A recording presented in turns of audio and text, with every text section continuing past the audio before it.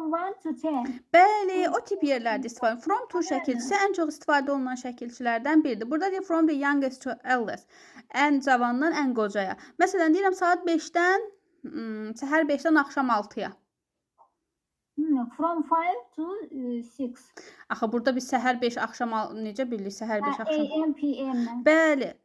From 5 AM to 6 PM. Bu artıq nə deməkdir? Səhər 5-dən axşam 6-ya qədər. Artıq o qədər kimi sözün, məsəl üçün till, until məsələsi var, qədər. Artıq onu istifadə eləmədən də sadəcə from to-dan istifadə edərək belə çox qəribə danışdım.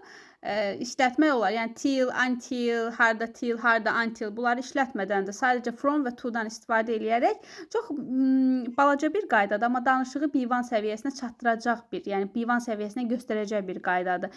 Ümumiyyətlə çalışın, baxın, buradakı sözlər var. Bu sözlərin hər birini bilmiş olacaqsınız, böyük ehtimal. Amma bunları bütöv şəkildə yazın ki, danışanda bunu işlədəsiniz.